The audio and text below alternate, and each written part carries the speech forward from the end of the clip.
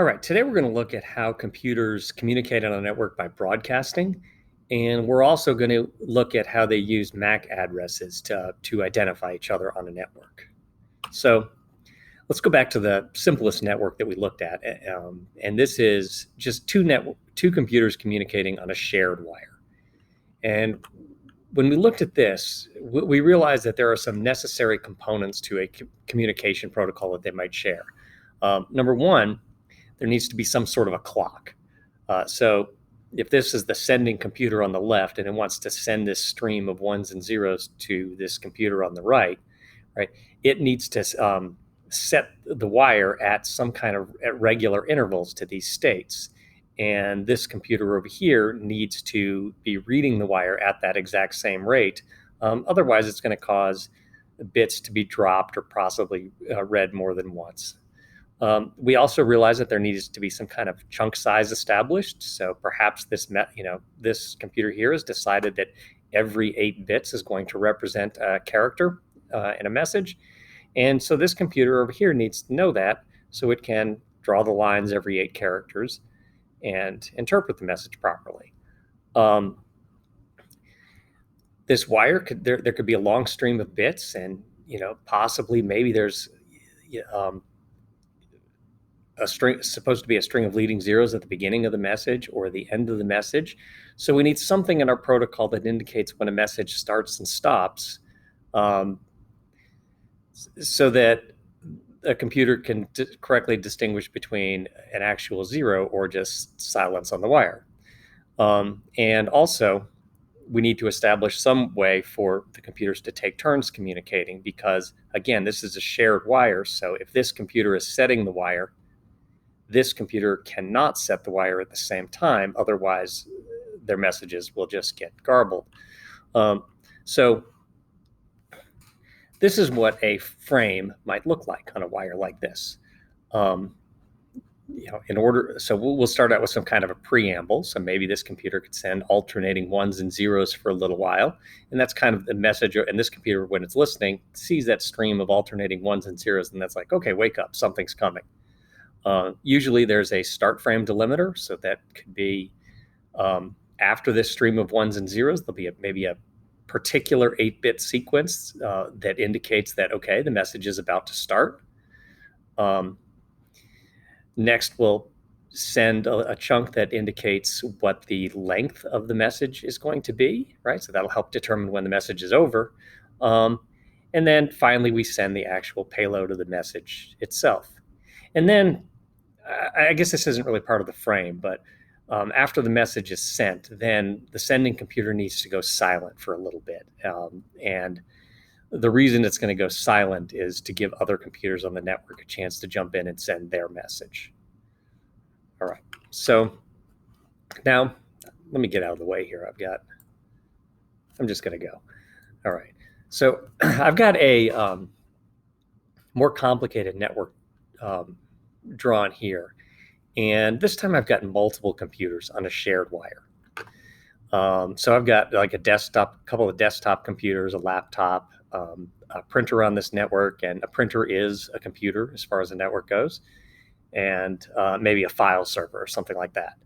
And so, all right, now we have a shared wire, but we've got to get all 5 devices on this network to use it and not interfere with each other.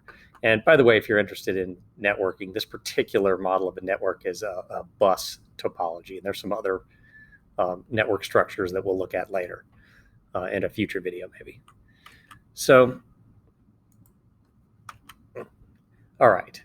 When you have multiple computers on a shared wire, now let's say this computer wants to request some information from this server, right?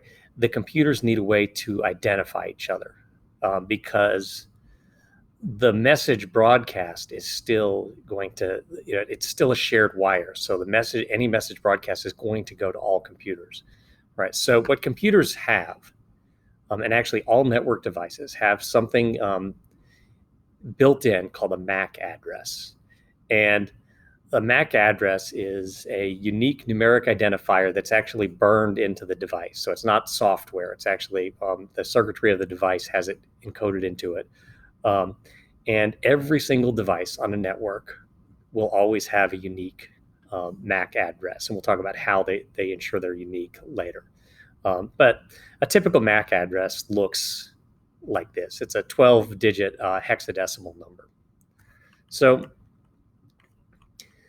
once every single device on the network has a unique identifier, then we can just modify our protocol so that the frame also includes the destination and the source MAC addresses. And so here's what a frame looks like now. And this is almost everything that's in a typical Ethernet frame. So we have the preamble, some kind of start delimiter, and then we're going to include two extra bits of information or pieces of information squeezed in. So we're going to start with the destination MAC address. So this would, like, if this computer wants to request some information from here, he'll send a message. This will get the destination MAC address, and then the source MAC address. So you'll send your own MAC address out, and that's a way so when this computer gets the message, it knows who to reply to, right? And like before, we'll still specify the length of the message, so the receiving computer knows when it's over, and then we go ahead and send the payload of the message. So the payload, this is going to be, the file, or part of the file is going to be the image, the document, whatever, the bits that make up that. And then again, we'll do an interframe gap. And the interframe gap is even more important here because now we have all these computers sharing the wire. So it's going to be even a little bit harder for them to take turns. All right. So, all right. Now, when the message, each time a message is broadcast, and when I say broadcast, right, I lit up the entire wire here. So let's say this computer here wants a piece of information from this server. It's going to broadcast a message to the entire network. Okay, so now when the message is broadcast, and I say broadcast now because even though we want to communicate just with the file server, the message is still going to be transmitted over the entire wire.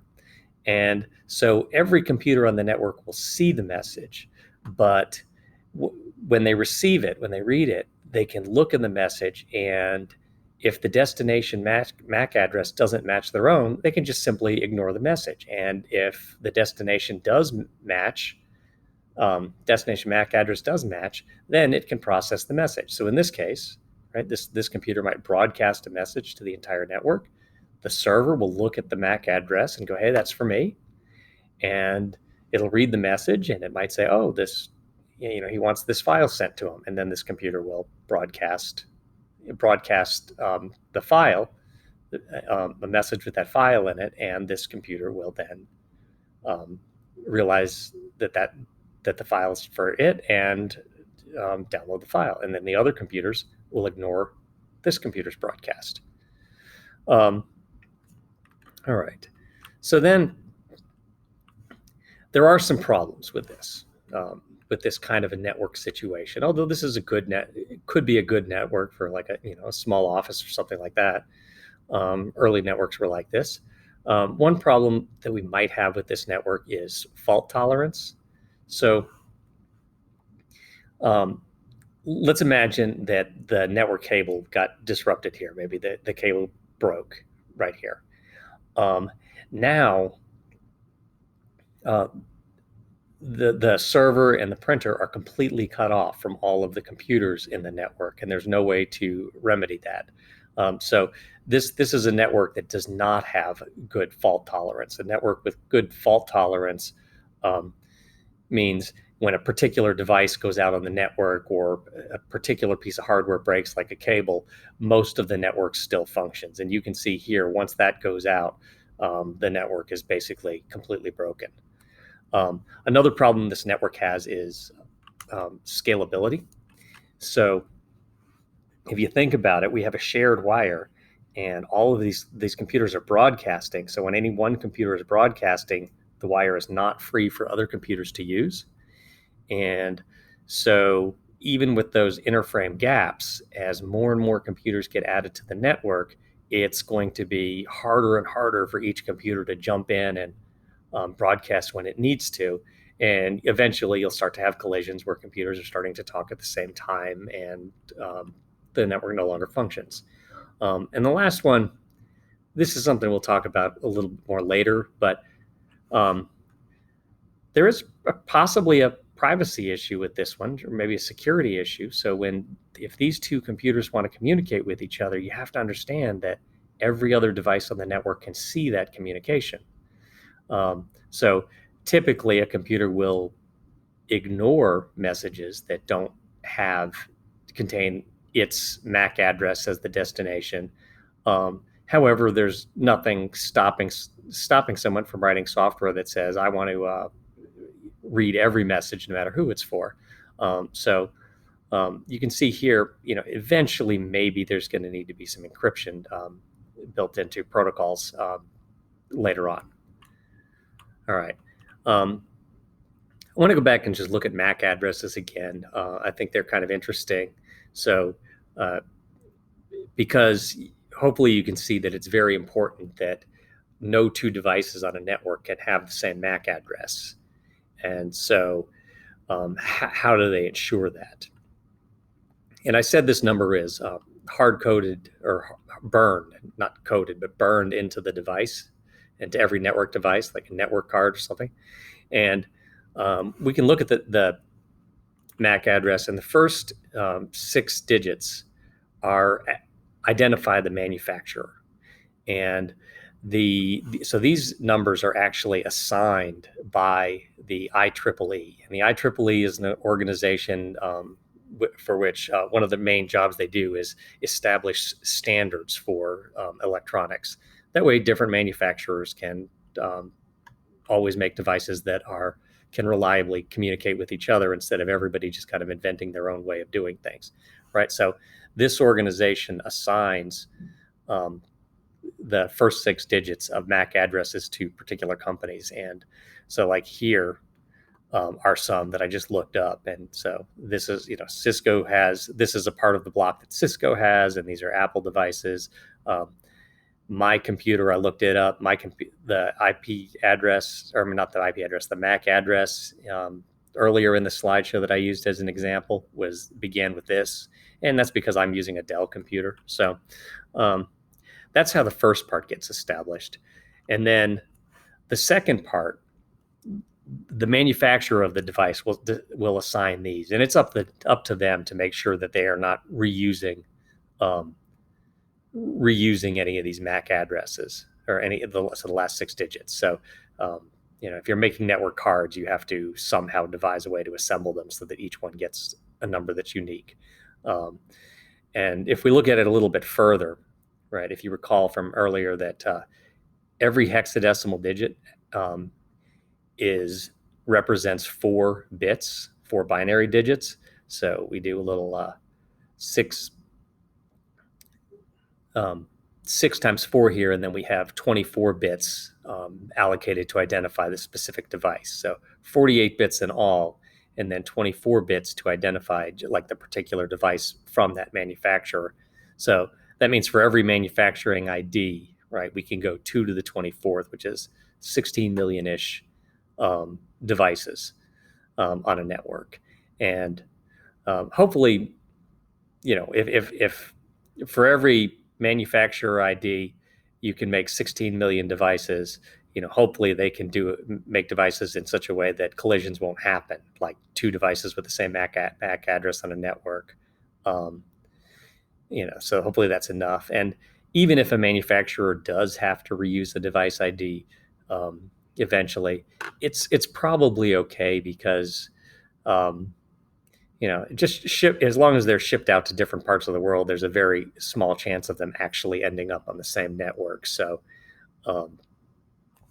with this many numbers, it really shouldn't be a problem. And remember, this only applies to local networks. So if they're on different parts of the internet, it's totally fine. All right, so I hope that made sense, and thank you for listening.